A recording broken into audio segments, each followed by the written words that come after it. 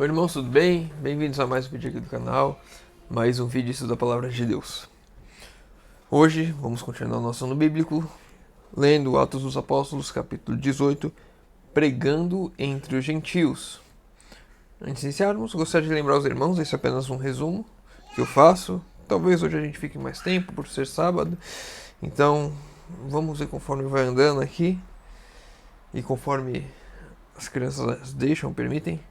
Então, vamos lá. Mas lembrando, esqueci de lembrar, leia o capítulo completo no aplicativo da Bíblia ou escute o audiobook também no aplicativo da Bíblia. Vamos lá. Atos dos Apóstolos, capítulo 18, pregando entre os gentios. Os apóstolos, entretanto, não recuaram de sua missão, pois muitos estavam aceitando o evangelho de Cristo, enfrentando a oposição, inveja e preconceito. Foram eles avante com sua obra, falando ousadamente acerca do Senhor. E Deus dava testemunho à palavra de sua graça, permitindo que por sua mão se fizessem sinais e prodígios. E aqui está um dos pontos mais importantes que nós temos que ter em mente, porque isso acaba subindo a cabeça, acaba modificando nossa forma de pensar. E não pode ser assim. Os apóstolos, eles estavam avançando na obra, eles estavam levando a mensagem, eles estavam agindo com coragem, eles não estavam recuando da missão, estavam sendo verdadeiros bons soldados, como nós vimos ontem. Mas eles tinham uma missão, eles tinham um entendimento, e esse entendimento a gente perde às vezes. Eles davam testemunho, a palavra da sua graça, ou seja, eles davam testemunho da palavra de vida, da palavra de Cristo, permitindo que pelas suas mãos, pelas mãos deles, se fizessem sinais e prodígios. Pelas mãos deles eram feitos sinais e prodígios. Por conta deles? Não, por conta de Deus. Deus permitia que isso acontecesse. Eles davam testemunho da palavra de Deus e os sinais os acompanhavam. As nossas boas obras serão acompanhadas, sim, do nosso testemunho, de nós sermos bons soldados, de seguirmos em frente, mas não é para a nossa glória, é para a glória de Deus. É Deus que vai conduzindo, é Deus que vai dando esse suporte. Mesmo quando, como os apóstolos, nós enfrentarmos invejas, perseguições, oposições, temos que ter sempre isso em mente. Perseguir a vontade de Deus, perseguindo fazer a obra, perseguindo tudo aquilo que nós podemos fazer para Deus. Perseguir, dar 100% do nosso esforço. A crescente popularidade da mensagem apresentada pelos apóstolos encheu de inveja e ódio os judeus incrédulos, e eles determinaram fazer cessar de uma vez os trabalhos de Paulo e Barnabé. E aqui é a mesma coisa que acontece em todos os lugares. Infelizmente, mesmo dentro da casa de Deus, nós vemos isso acontecer. As pessoas vão avançando na mensagem, elas vão conhecendo a mensagem, elas vão se entregando a mensagem, vão buscando viver a mensagem, elas vão pregando a mensagem. E isso começa a incomodar aquelas pessoas que estão conformadas com a vida como está, que estão acomodadas, que estão mornas, que não querem uma reforma em suas vidas, que elas não querem aceitar aquela mensagem porque as incomoda, e isso traz inveja, perseguição. Exatamente a mesma coisa que estava acontecendo agora com os apóstolos, com Paulo, com Barnabé. Começaram a sofrer perseguição de quem? Dos judeus incrédulos. Então podemos também dizer que os crentes hoje nos nossos dias, quando eles rejeitam uma mensagem, quando eles entram em oposição com uma mensagem, com uma pessoa, eles estão sendo os crentes incrédulos, os adventistas incrédulos, os evangélicos incrédulos, aqueles que não aceitam a mensagem de salvação, aqueles que aceitam apenas parte do evangelho, apenas a parte que eles querem. Devemos tomar cuidado para nós não sermos esses, aqueles que perseguem, aqueles que vão pro embate contra pessoas que estão trazendo a mensagem, que estão procurando viver, entregar 100% do seu esforço, que estão buscando uma reforma constante em sua vida. Devemos tomar cuidado para não sermos a pessoa que persegue e devemos estar cientes que quando nós assim fizermos, haverá oposição dos incrédulos. Embora os magistrados estivessem prevenidos contra eles pelas falsas afirmações ouvidas, não ousaram condená-los, ou seja, agora levaram o caso de Paulo e Barnabé para os juízes, e eles, ouvindo as coisas, não ousaram condená-los, não havia o porquê condená-los, tinham de reconhecer que os ensinos de Paulo e Barnabé tendiam a formar homens virtuosos. Presta atenção que a palavra de Deus, o que viver a palavra de Deus, o que buscar a Deus constantemente traz na vida do homem e das pessoas.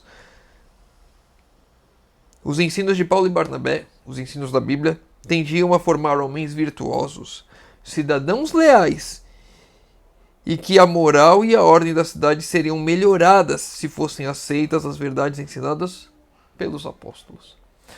Se a palavra de Deus reinar em nossa vida, em nossa sociedade, homens virtuosos serão formados. Cidadãos leais, não são aqueles covardes, traidores. A moral será uma pauta da sociedade, um reflexo nas pessoas. As cidades seriam melhoradas. Olha como nós estamos no mundo hoje. Olha para o seu vizinho, olha para a sua rua, para o seu bairro. Olha as tristezas e as desgraças acontecendo no mundo hoje. Liga o jornal, assiste 10 minutos de jornal para ver a desgraça. Por quê? Porque a sociedade não está pautada no ensino da Bíblia. Porque se fossem, veríamos isso. Homens virtuosos, pessoas, cidadãos leais, pessoas que iriam ajudar umas às outras, pessoas transformadas, porque a palavra de Deus transforma. Se não estamos transformados, é sinal que não estamos vivendo aquilo que a palavra de Deus nos diz. Se somos covardes, se somos traidores, se não somos virtuosos, significa que não estamos compreendendo o ensino da Bíblia.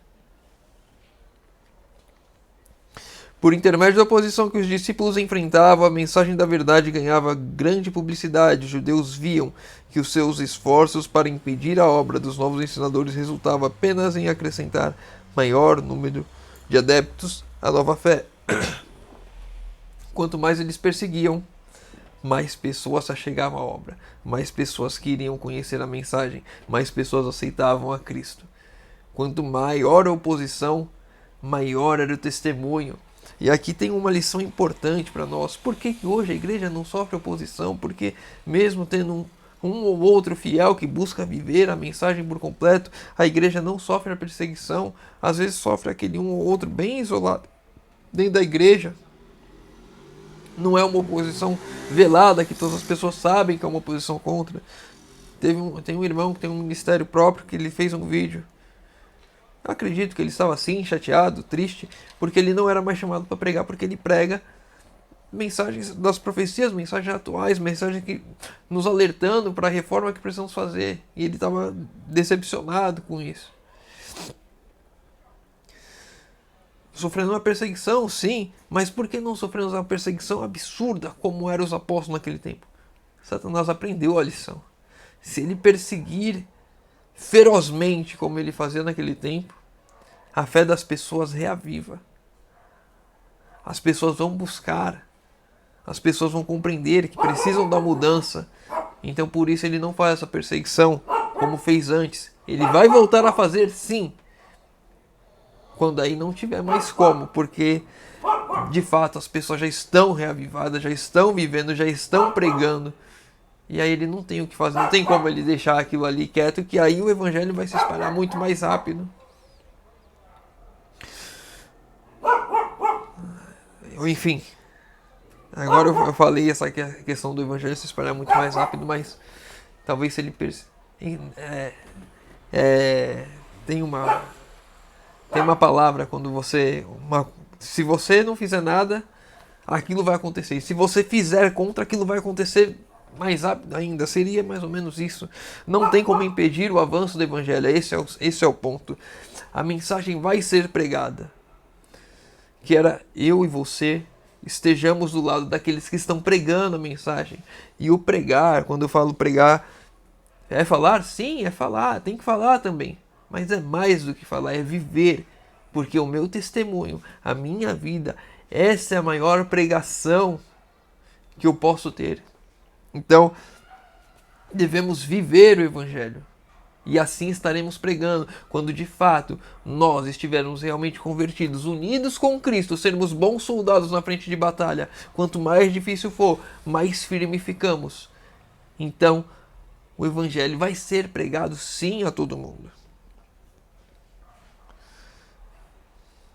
Em cada século e em cada terra, os mensageiros de Deus têm sido chamados a enfrentar a amarga oposição dos que deliberadamente escolhem rejeitar a luz do céu.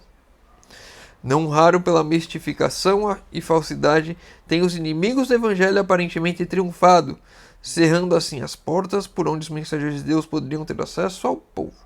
Mas essas portas não podem permanecer para sempre fechadas. E muitas vezes, ao voltarem os servos de Deus para reassumir suas atividades, o Senhor tem obrado poderosamente em favor deles, habilitando-os para estabelecerem monumentos para a glória do seu nome. Sempre haverá dificuldades, sempre haverá oposição para que a obra avance, para que a mensagem avance.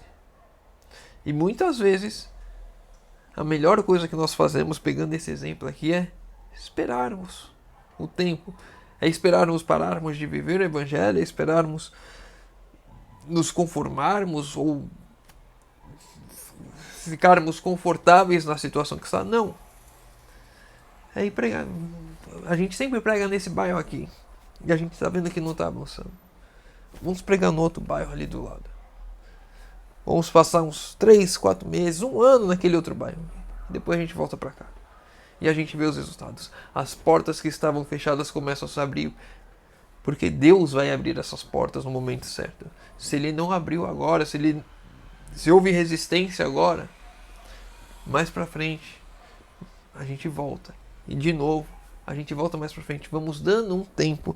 Esse é o ensino que os apóstolos mostravam. Não é deixar de viver o Evangelho, mas pregar conforme as portas vão se abrindo. Sempre haverá portas abertas. E sempre devemos aproveitar essas portas abertas. Devemos pensar, devemos usar de estratégia, sim. Quando estamos falando agora aqui, vamos lá, falar da distribuição de livros. A gente sempre compra, a igreja sempre compra 100 livros. A gente sempre distribui os 100 livros no mesmo lugar, na mesma rua, no mesmo bairro. No bairro da igreja. Ou às vezes a igreja está no meio de 2 bairros. E a gente sempre fica no mesmo lugar. E por que não ir para o outro? Ver as portas abertas lá, depois a gente volta para cá. Pensar de forma estratégica. A gente vê que Cristo começou o ministério ali. Ele foi pregando ali em Jerusalém, na Judéia. Ele viu que não...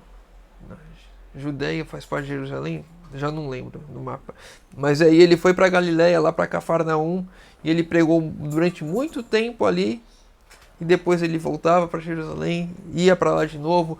Ele foi para a região da Síria, ele foi para Samaria, ou seja, ele ia indo para diversos lugares, levando a mensagem, sempre vivendo o Evangelho, sempre pregando a mensagem, nunca se acomodando, nunca falando, as portas estavam fechadas, então não vou mais, vou desistir, vou parar. Não, ia mudando de lugar e ia levando cada vez mais a mensagem. Devemos ter isso como exemplo para nós também. Havendo tornado claro as verdades fundamentais concernentes ao Criador, falaram a respeito dos apóstolos aos habitantes de Listra, a respeito do Filho de Deus que veio do céu ao nosso mundo por haver amado os filhos dos homens. Falaram de sua vida e ministério, sua rejeição por parte daqueles a quem veio salvar, seu julgamento e crucifixão, ressurreição e ascensão ao céu, para aí atuar como advogado do homem. Nasciam o Espírito e o poder de Deus. Paulo e Barnabé pregavam o Evangelho em Listra. E aqui a gente precisa dar um contexto de como era Listra. Listra era uma cidade extremamente idólatra, eles adoravam muitos deuses ali. Haviam poucos judeus ali, poucas pessoas que eram monoteístas, que tinham apenas um único Deus, que conheciam o Deus Criador de quem Paulo e Barnabé estavam falando. E ainda assim eles foram para aquela cidade e começaram a levar o Evangelho ali. Começaram a levar a Cristo aquelas pessoas. Uma ocasião, estando Paulo a falar ao povo das obras de Cristo, como de alguém que curava os enfermos e sofredores, viu entre seus ouvintes um coxo, cujos olhos estavam nele fixos, e que recebia suas palavras e nelas cria, mesmo em um lugar totalmente idólatra. A palavra do Evangelho pregada, assim como cuidamos de uma criança, primeiramente o leite, depois vai introduzindo a alimentação até o alimento sólido. Da mesma forma, Paulo foi fazendo com os habitantes de Listra. Começou ensinando para eles o Deus, Criador do Universo. Começou ensinando Jesus, o Filho de Deus. Veio aqui, morreu por nós, foi assunto aos céus. Agora fala sobre a vida de Cristo, pregando a Cristo, e aqueles corações estavam ansiando por aquele Salvador. E uma pessoa específica estava olhando fixo porque ela queria aquilo para ela também. O coração de Paulo encheu-se de simpatia para com o doente, em que percebeu alguém que tinha fé para ser curado. Fé para ser curado. Será que eu e você temos fé hoje para vivermos o Evangelho de fato? Porque o milagre acontece na vida daquele que crê. Perceba, essa frase é forte. O milagre acontece na vida daquele que crê. Aquele alguém que não é citado o nome aqui, ele estava olhando para Paulo com os olhos fixos e ele estava crendo em tudo aquilo. E ele cria que o milagre poderia acontecer na vida dele também. Se eu e você estivermos com os olhos fixos em Cristo, a nossa fé vai fazer um milagre em nossas vidas. E para mim ter os olhos fixos em Cristo, eu tenho que ter uma união com Cristo, eu tenho que meditar na palavra, eu tenho que estudar, eu tenho que orar, eu tenho que buscar conhecimento. Não é só ir para a igreja, como que a gente sempre repete aqui, não é só ir para a igreja, não é só ir para os cultos. Isso é uma parte, é uma pequena parte, e que a maioria faz, e que é muito pouco.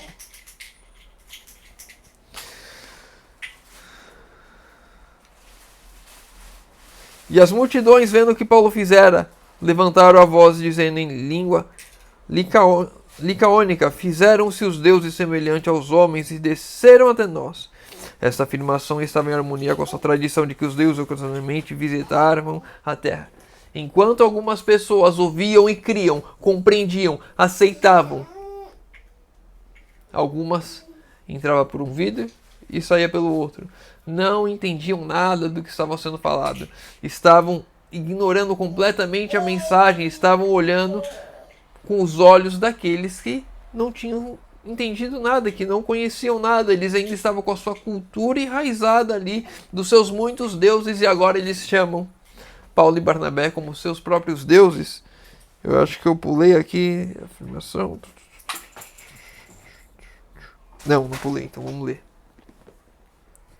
Não obstante a positiva afirmação dos apóstolos de que não eram divinos, eles falaram que eles não eram deuses, eles não queriam ser adorados, e aquelas pessoas doidas para adorar, pessoas idólatras, querendo adorar pessoas, querendo adorar alguém, tendo que ter um ídolo para adorar.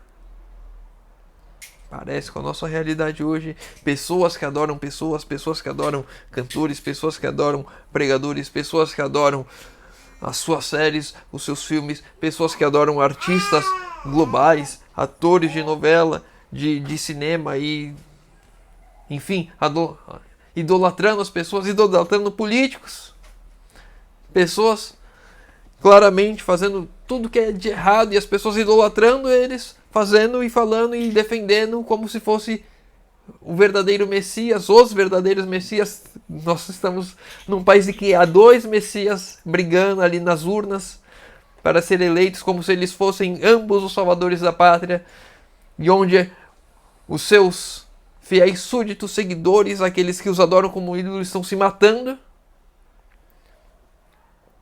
tanto de um lado quanto de outro, pessoas adorando pessoas, achando.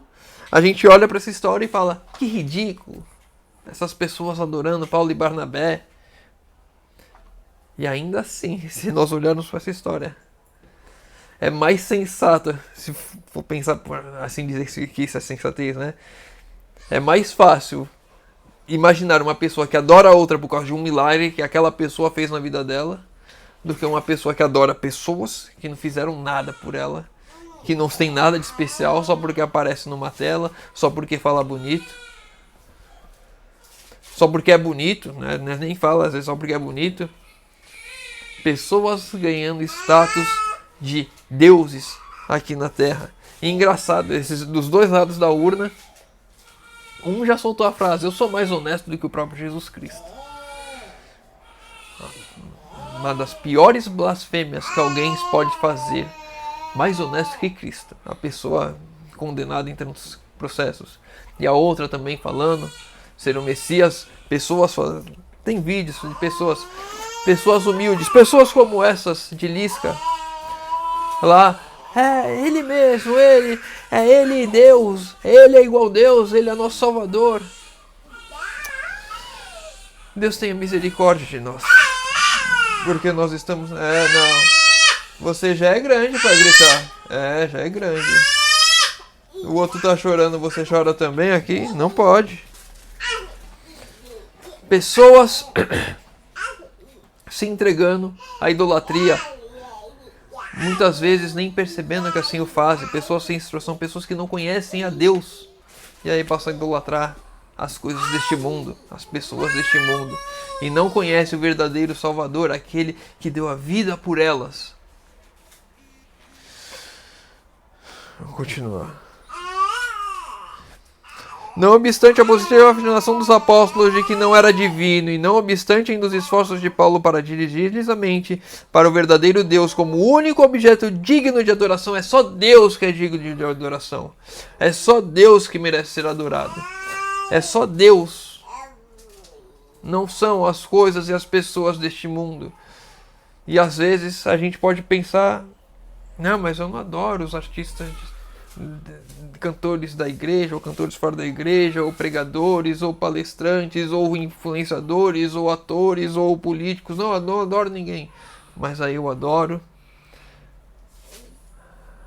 a minha esposa, os meus filhos, e vou adorando pessoas ainda nesse mundo, colocando até mesmo pessoas que nós amamos.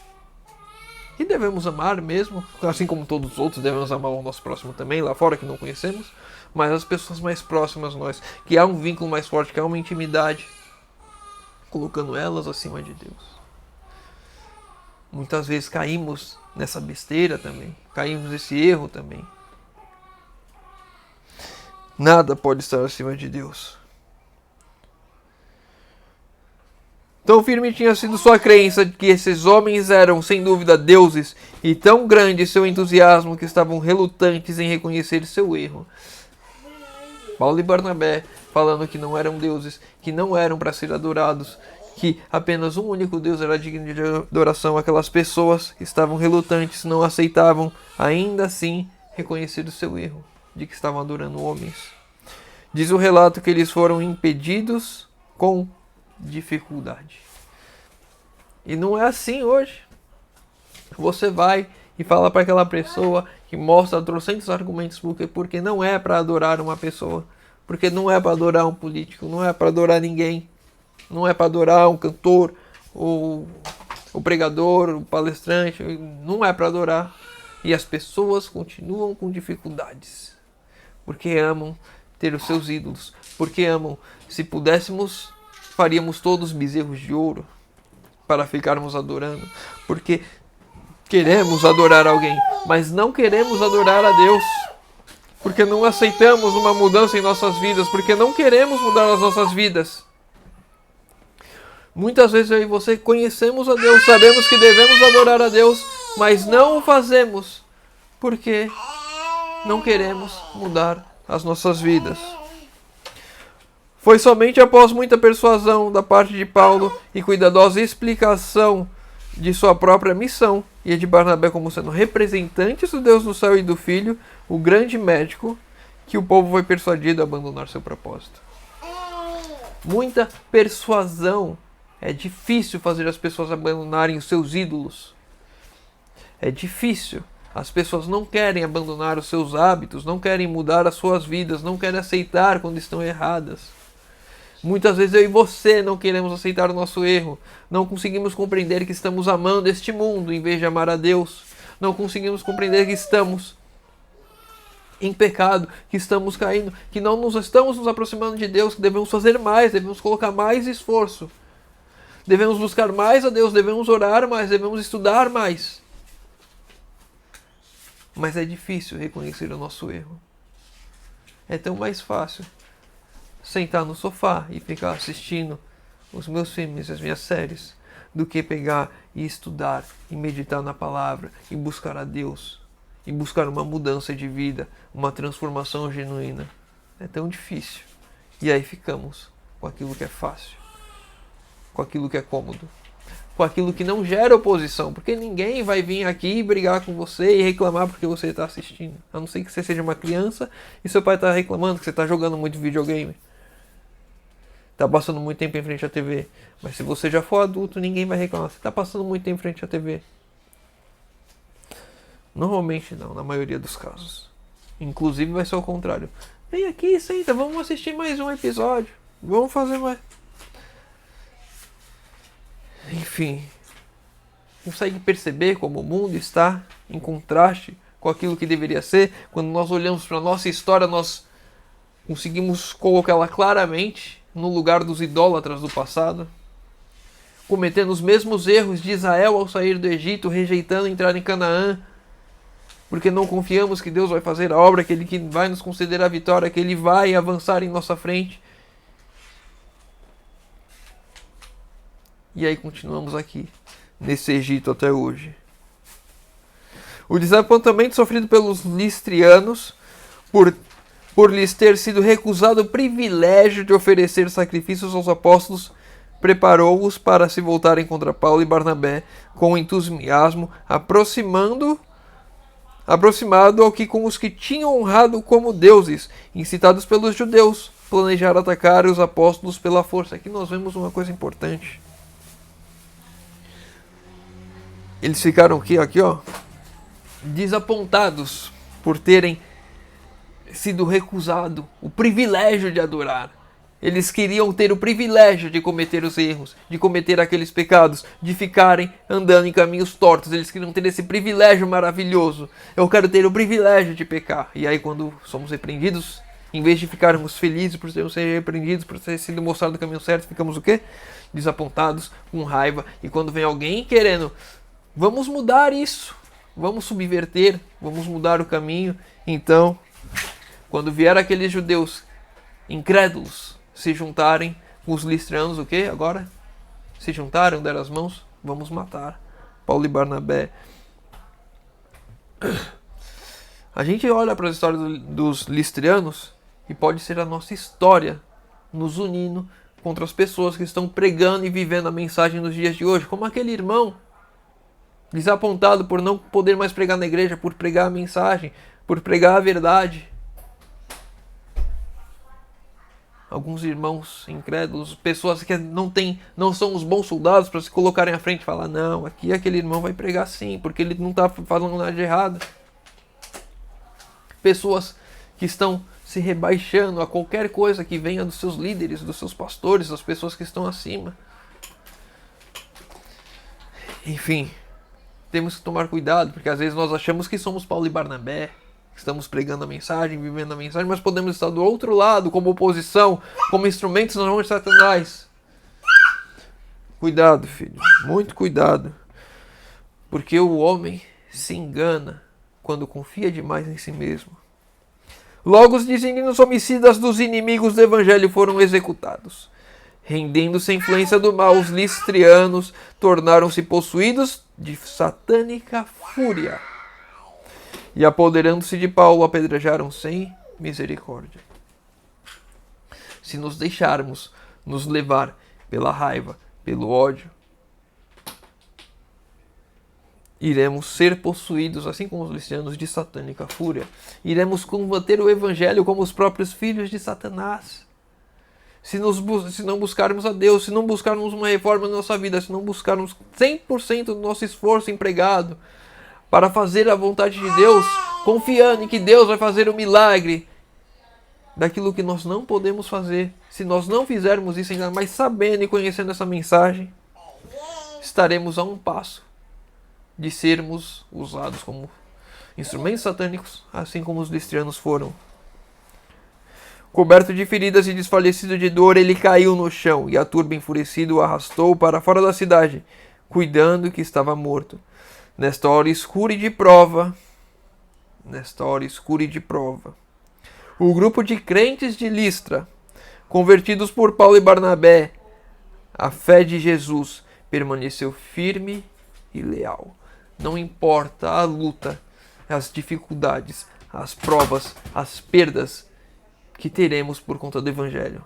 Permaneceremos firmes e leais, se assim estivermos andando, buscando constantemente o nosso Salvador, diariamente o batismo do Espírito Santo, diariamente me colocando de joelhos aos pés de Cristo, clamando pela transformação das nossas vidas. Se assim fizermos, não importa as provas, não importa quão obscuro pareça o mundo, não importa se é meia-noite e não enxergamos nada, confiaremos que o Senhor estará à frente. E ficaremos firmes, como bons soldados, como sentinelas, aguardando a promessa se cumprir. A oposição absurda e cruel, a perseguição por parte dos inimigos serviram apenas para confirmar a fé desses devotos irmãos. Será que as dificuldades que estamos enfrentando hoje não é para confirmar a nossa fé? Para ver até onde nós conseguimos ir, confiando de que Deus vai agir. E quando nós já não tivermos mais força, aí Deus age, mostrando que todas as lutas valeram a pena. Todos os dias tem muitos irmãos que clamam aqui, pedem os pedidos de oração aqui no chat. Deixa eu desligar aqui o carregador. Já carregou? Vem aqui e pedem no chat: irmão, ora por mim, ora pela minha família. Estou com um problema disso, estou com dificuldade nisso, estou precisando de um emprego, estou precisando de ajuda com a pessoa, meu companheiro, minha companheira, meus filhos. E as lutas estão ali na frente. Estão à frente as lutas, as dificuldades estão à frente. E nós pedimos oração e temos que continuar caminhando. A luta está difícil, a oposição está grande. Quase já não vemos esperança. Mas ainda assim, temos que nos manter firmes e fiéis, confiantes na palavra de Deus. E seremos como esses fiéis de Listra, que estavam ali no momento mais difícil, com a sua fé firmada em Cristo. Mesmo vendo tudo o que aconteceu, mesmo vendo a oposição, mesmo vendo a morte daqueles que o ensinaram. Qual não foi a surpresa? A sua surpresa quando, em meio aos seus lamentos, o apóstolo subitamente levantou a cabeça e se ergueu com louvor a Deus nos lábios. Para os crentes, essa inesperada restauração do servo de Deus era considerada como um milagre do poder divino e parecia ser o selo do céu sobre sua mudança de crença. Rejubilaram-se com inexprimível alegria e louvaram a Deus com renovada fé. Quando eles já pensavam que tudo estava perdido,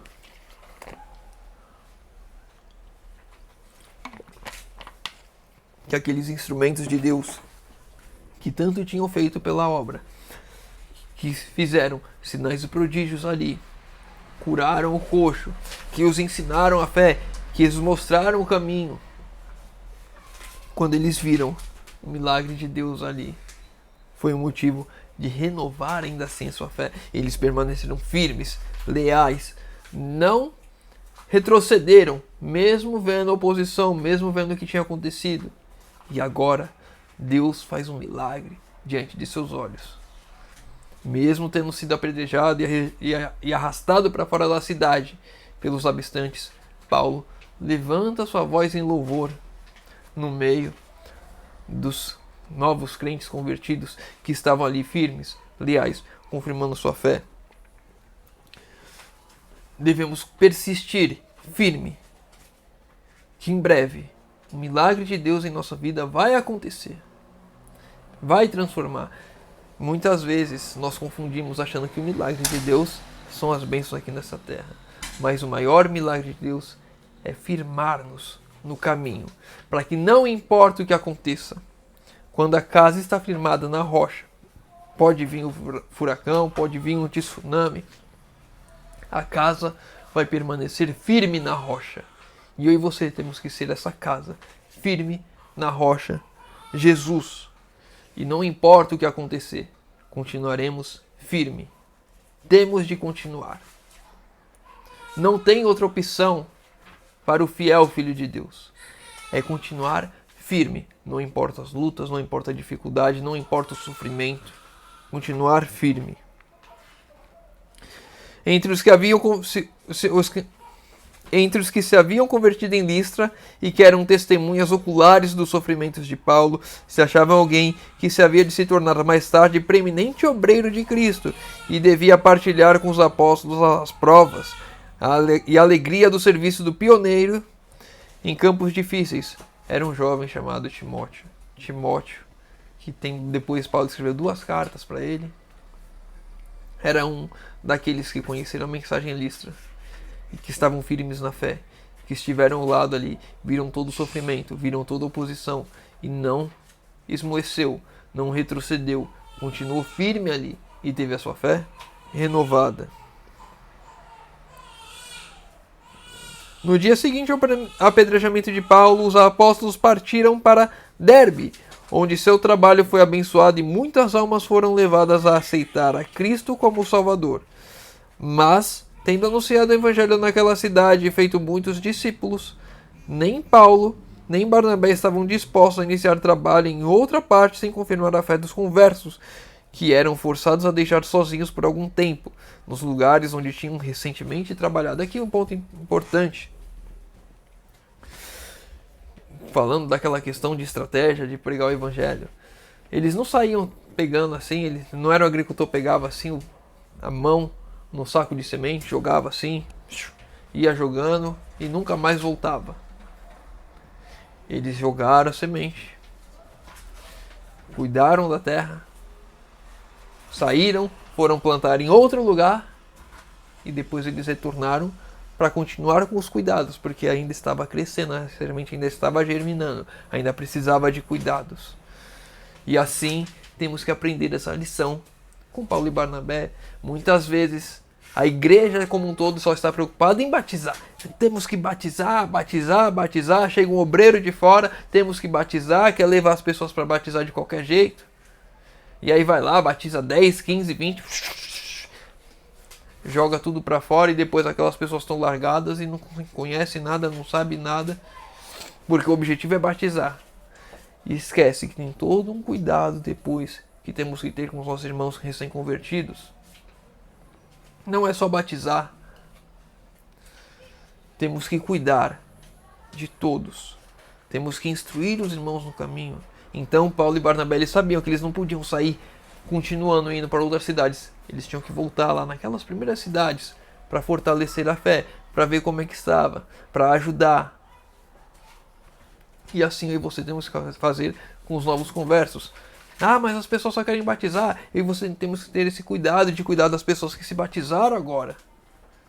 Ela não conheceu o suficiente, então eu vou ensiná-la para ela conhecer, para ela afirmar aquilo, o compromisso que ela fez. Muitos haviam aceito as alegres novas do Evangelho e expuseram-se ao opróbrio e oposição.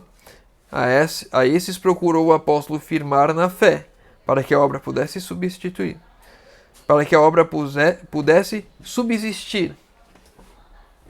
Agora aquelas pessoas que aceitaram o Evangelho, aceitaram as boas novas, foram expostas às dificuldades, à oposição. Agora eles retornam lá. Para quê? Para fortalecer a fé, para ensinar, para mostrar que aquele era o caminho. Tá difícil? Tá difícil. As lutas estão pesadas. Você tá pensando em desistir? Tá bom. Agora para, não pensa mais. Vamos seguir em frente. Estamos aqui juntos. Você tá na luta? Eu também tô. Estamos tendo essas mesmas dificuldades. Você a sua, eu as minhas. Mas a gente está aqui para se fortalecer. A igreja tem que ter essa união de um ajudar o outro. para podermos caminhar. Cada um tem as suas dificuldades, cada um tem os seus problemas, mas quando estamos unidos, um fortalece o outro para seguirmos firme na caminhada. Isso faz parte do verdadeiro amor com o próximo. Quando eu me preocupo com meu irmão, o que será que está acontecendo com ele? O que será que ele não está mais vindo para a igreja? Por que será?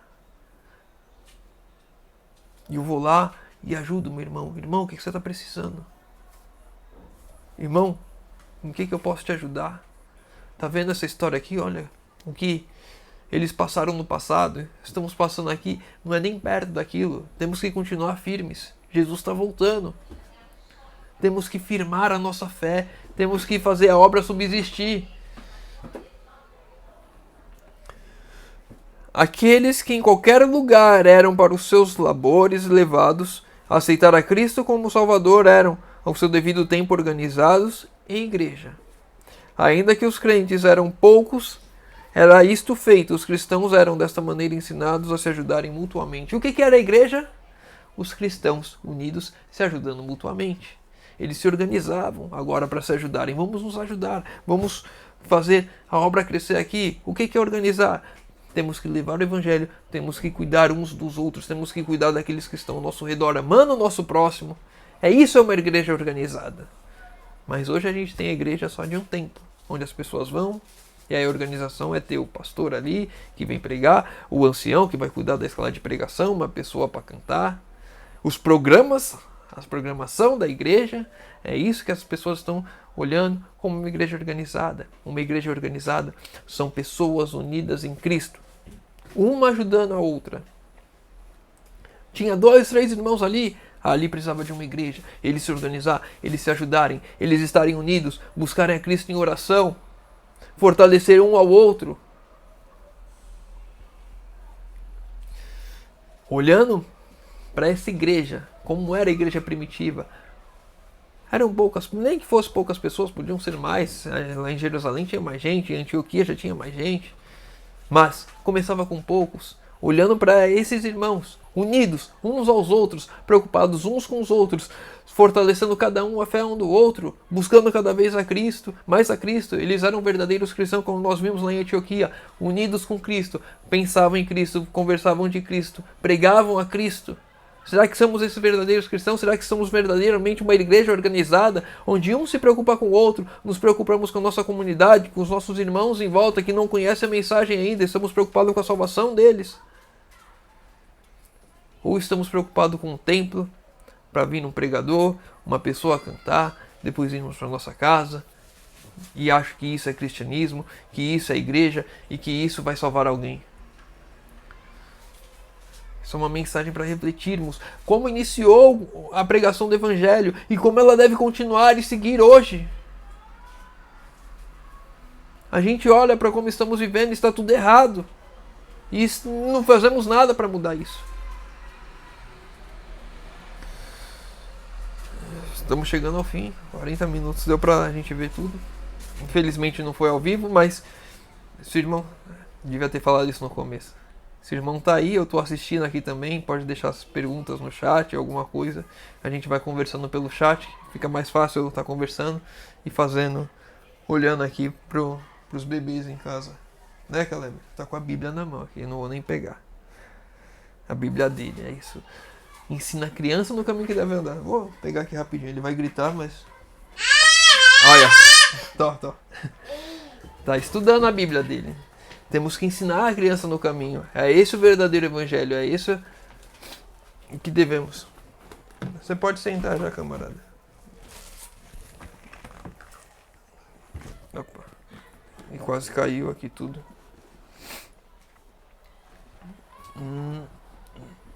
Pronto.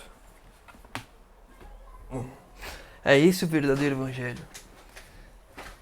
Vivermos em união com Cristo, um fortalecendo o outro, irmão, estudando a palavra junto, orando juntos, nos preocupando com as pessoas ao nosso redor. Essa é a verdadeira igreja organizada de Deus aqui na Terra. E devemos instruir as nossas crianças, ensinar elas o caminho que devem andar. Não importava quão pequeno fosse um grupo, era não obstante objeto de sua constante solicitude. Dos apóstolos, daqueles que foram chamados. Devemos cuidar dos pequenos grupos, das pessoas, não importa. Uma igrejinha com 3 pessoas, não importa, devemos cuidar. E infelizmente eu já vi igreja fechando. Onde um grupo teve que, pessoas que estavam unidas, pessoas que trabalhavam unidas, que se estavam ali sempre conversando, que tinha aquela harmonia, aquela amizade, que agora iam ter que ir para outras igrejas, porque a igreja que eles iam foi fechada, não teve apoio da associação, talvez não teve tanta a luta assim do pastor para manter um pequeno grupo. E quantas mais iremos ver fechar? Porque às vezes não dá lucro, porque não cresce muito, enfim. E ainda assim, vamos seguir aqui. Ele cuidava eternamente das pequenas igrejas, sentindo que elas estavam em necessidade de especial cuidado. As menores são as que mais precisam de cuidado. Para fortalecer aqueles irmãozinhos a seguirem firme, ensiná-los a como compartilhar o evangelho ao seu redor. Para os que os membros pudessem ser inteiramente firmados na verdade, para que eles se firmem na verdade. Muitas vezes está entrando pessoas novas e não estão firmadas. Precisamos que eles se firmem. E aí cabe aos líderes, aos pastores, obreiros, missionários, pessoas que estão ali no dia a dia, está firmando isso, a fé na verdade, e ensinados a fazer esforços fervorosos e altruístas pelos que lhe estavam ao redor. Essa daqui é forte. Quantas vezes nós vemos nas nossas igrejas sendo feitos esforços fervorosos e altruístas por aqueles que estão ao nosso redor? É difícil.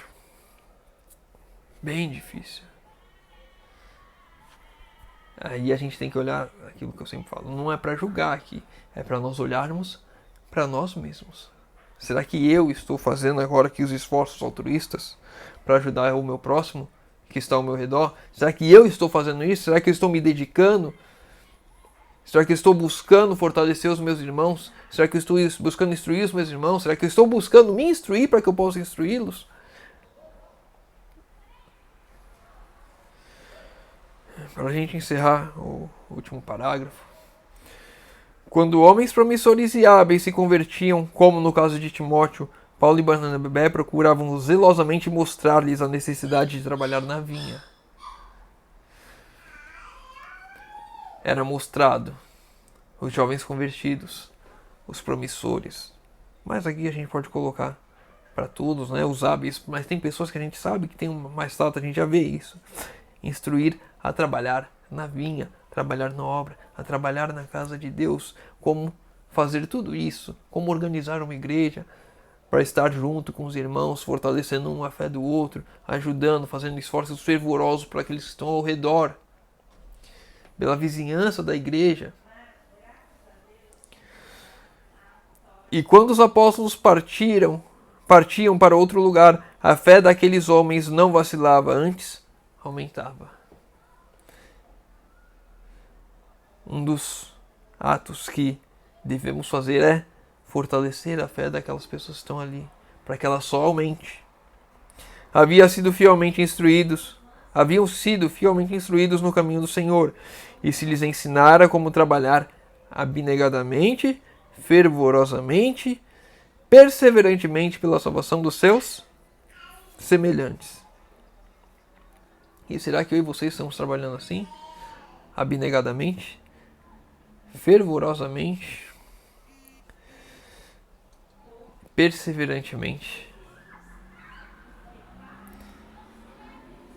Quando a gente lê essa mensagem, são uma enxurrada de alertas, de chacoalhões, para que a gente veja que precisamos mudar, que tem que mudar. Porque a gente olha para essa situação aqui e nós não nos enxergamos, não enxergamos a igreja, não enxergamos um obreiro, não enxergamos um pastor, não enxergamos ninguém aqui. Pessoas abnegadas, fervorosas e perseverantes na obra de pregar e levar o Evangelho. Essa cuidadosa instrução aos novos conversos era um importante fator no êxito notável que acompanhava Paulo e Barnabé, pregando eles o Evangelho nas terras gentílicas. Essa cuidadosa instrução aos novos conversos era um importante fator no êxito notável que acompanhava Paulo e Barnabé, pregando o Evangelho nas terras gentílicas. Se nós não pregarmos essa mensagem de abnegação, de esforço fervoroso e perseverança em fazer e nos preocuparmos pela salvação dos outros, a obra não irá avançar. E o sucesso de Paulo e Barnabé era porque eles ensinavam isso. Eles mostravam que Cristo era exatamente isto: a abnegação, o esforço fervoroso e a perseverança em levar a salvação às outras pessoas. E se a gente ensinar os novos conversos exatamente isso, e ensinar não é falar, é viver, é testemunhar isso. Se a gente testemunhar isso aos novos conversos, e aí falarmos, e aí instruirmos, e aí mostrarmos a Cristo, o exemplo de Cristo fazendo, eles vão aprender. E a obra vai ter êxito, vai ter sucesso. Mas precisamos fazer isso, coisa que não fazemos mais. Hoje, quando a gente fala de amor, é um amor tão... não é um amor vivido, um amor prático.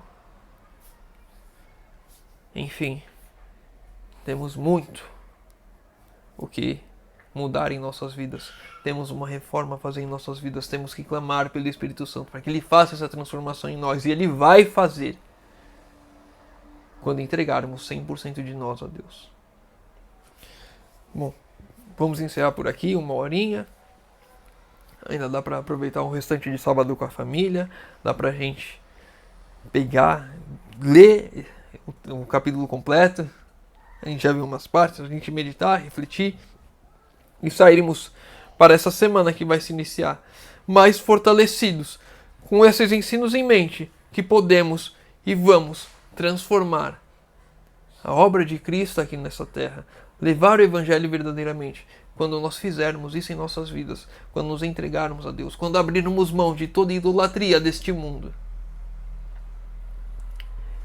e nos entregarmos a Deus, quando vivermos o amor ao nosso próximo, entendendo que devemos ter simpatia, que devemos nos preocupar com a salvação dele. Muitas vezes aí vocês estão falando a salvação, a salvação, a salvação, pensando na minha, pensando na sua. Mas esquecemos que temos que olhar para o próximo também. Olhar para ele que está perdido. É ele, é quando a nossa preocupação das nossas vidas não estiver no nós, no eu, no que eu quero, nas minhas vontades, nos meus desejos, estiver no meu próximo, a vida vai ficar muito mais fácil. Vai vir a oposição, vai vir as lutas, vai ser as dificuldades. Mas não vai ser tão dolorido assim, porque eu não vou estar olhando para mim, vou estar olhando para o meu próximo. Sabe essas lutas que você e eu estamos enfrentando hoje? Quando tirarmos os olhos do eu, elas serão muito mais fáceis. Bom, vamos encerrar por aqui, os irmãos. Se ficou com alguma dúvida, deixa nos comentários. Se o irmão leu o capítulo completo, quer deixar um outro comentário para a gente crescer e estudar junto, deixa nos comentários. Pedidos de oração nos comentários. Eu vou estar orando por todos. Convido os irmãos que puderem fechar os olhos para falarmos com Deus. Senhor Deus, Pai amado, obrigado, Senhor, por esse estudo maravilhoso que tivemos. Pai querido, te pedimos, Senhor, por favor, venha transformar nossas vidas, Senhor. Por favor, derrama teu Santo Espírito sobre nós e faz essa obra em nossas vidas, Senhor. Possamos viver uma vida abnegada, fervorosa e de perseverança para a salvação do nosso próximo, Senhor amado. Possamos parar com essa idolatria pelas coisas deste mundo, Senhor. Possamos te adorar em espírito e em verdade, Senhor. Possamos nos entregar completamente a Ti, dando 100% do nosso esforço para que o Senhor complete a obra em nós, Senhor amado. Por favor, faz aquilo que é impossível a nós, mas é 100% possível a Ti, Senhor amado. Que o caráter de Cristo reflita em nossas vidas e que possamos levar o amor de Cristo às pessoas ao nosso redor. Te pedimos, Senhor, transformação. Liberta-nos, Senhor, daquilo que tem nos prendido nesse mundo. Te pedimos isso, Senhor, em nome de Jesus. Amém. Meu irmão, fica com Deus, uma boa semana e que Deus te abençoe.